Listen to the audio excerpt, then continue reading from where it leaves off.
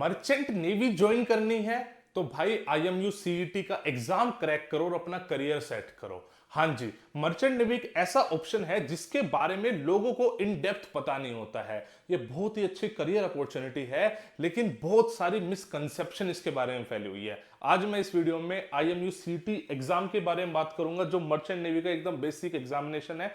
इसके थ्रू भाई बहुत सारी ऑप्शंस खुल जाती है। मैं एलिजिबिलिटी बताऊंगा, पैटर्न बताऊंगा, इसके अलावा इन चीजों पे बात करें कि आप किस तरीके से बेसिकली अपना सिलेबस कवर कर सकते हैं, स्ट्रेटेजी क्या होनी चाहिए, हर एक चीज पे हम बात करेंगे।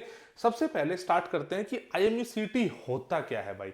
आईएमयू का मतलब है Indian maritime university and CET का मतलब है कॉमन एंट्रेंस टेस्ट। आप समझ रहे हो भाई साहब, आईएमयूज में एडमिशन लेने के लिए एक टेस्ट है जिसका नाम है आईएमयू सीईटी। क्लियर होगी बात। अब इसके थ्रू बेसिकली बहुत सारे कोर्सेज में एडमिशन होता है। एक नेशनल लेवल का कॉम्पिटिटिव एग्जाम है जो UG, PG and research marine courses के लिए है। ये आईएमयू के 6 कैंपस है। जो इंडियन मैरीटाइम यूनिवर्सिटी है ना, उसके 6 मेन कैंपस है।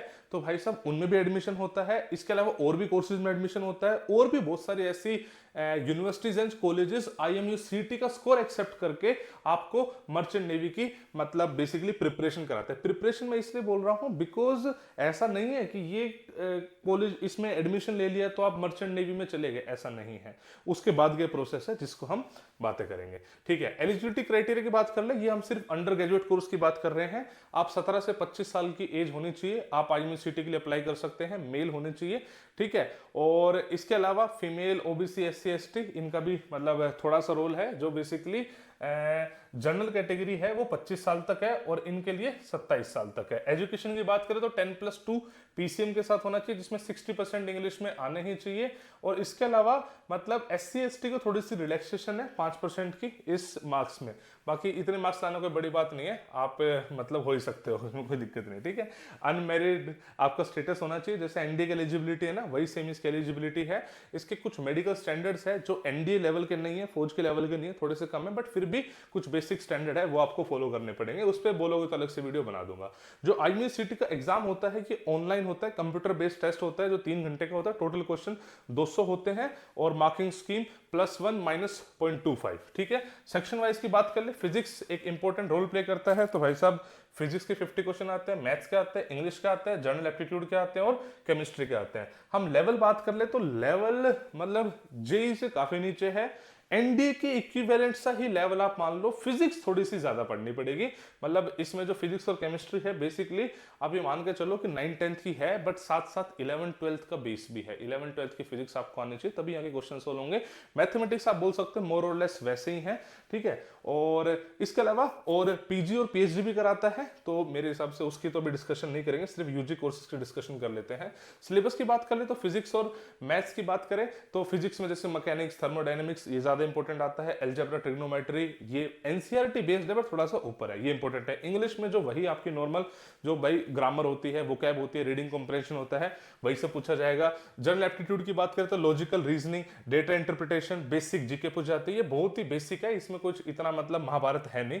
केमिस्ट्री वही क्लास 12th लेवल, मतलब फिजिक्स केमिस्ट्री एक्चुअली आप क्लास 12th लेवल करके चलेंगे तो ज्यादा कन्वीनियंट रहेंगे। अगर बात करूं कौन कौन से कोर्सेज होते हैं, तो बच्चे B Tech in marine engineering, B Sc nautical science, BBA logistic, retailing and e commerce. अगर मुझसे पूछो तो भाई अगर आप नॉन मेडिकल साइंस के बंदे हो तो प्लीज गो फॉर बीटेक।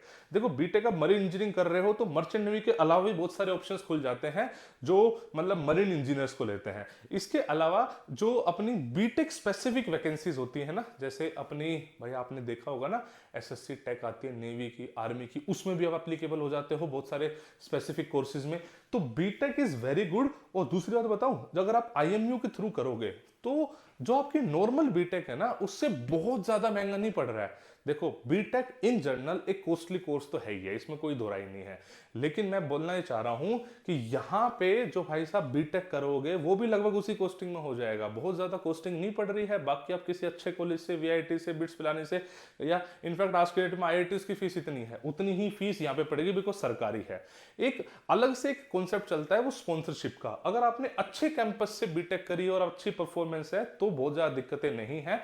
अगर आप अच्छे स्टूडेंट नहीं हो तो फिर एक अलग सिनेरियो स्टार्ट होता है जो स्पॉन्सरशिप का आपने सुना होगा कि भाई स्पॉन्सरशिप होनी चाहिए तभी आपकी नौकरी लगेगी एंड ऑल, राइट। लेकिन अगर आप अच्छे कैंपस में हो, चेन्नई कैंपस में हो, कोलकाता कैंपस में हो, तो आपको दिक्कत नहीं आती है। बिकॉज मेरे ऐसे स्टूडेंट्स हैं जो वहाँ पढ़ रहे हैं, उन्होंने फीडबैक दिया है, भाई ऑलरेडी प्लेस हो चुके हैं वो लोग, ठीक है। देखो आईएमयू कैंपस चेन्नई, कोलकाता, मुंबई, कोचिन, विशाखापट्टनम, नवी मुंबई, सबसे पुराना कैंपस कोलकाता कैंपस बोला जाता है, ठीक है। और अभी जो सारा का सारा एग्जाम कंडक्ट कराता है वो आईएमयू चेन्नई के बेसिस पे होता है वो सारा एग्जाम तो कंडक्ट, ठीक है। प्रिपरेशन स्ट्रेटेजी की बात कर ले तो मेरे हिसाब से अगर आपका गोल एकदम क्लियर है पहले से तो क्लास 11-12 की तैयारी के साथ साथ आपको कर देना चाहिए। और अगर आपका गोल एनडीए था, सेकंड ऑप्शन ये है, तो भाई बहुत अच्छा ऑप्शन है। आप एनडीए की तैयारी एज इट इज करते रहो जो आप कर रहे हो क्लास 11-12 के साथ साथ।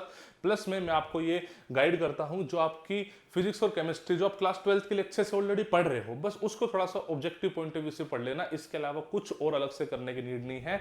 अब भाई एक लॉजिकल रीजनिंग बचती है बस, वो बहुत ही सिंपल है, बहुत आराम से हो जाएगी। अगर आप इसकी डिमांड करोगे मैं इस पर स्पेसिफिक कोर्स भी डिजाइन कर दूंगा LWS ऐप पे।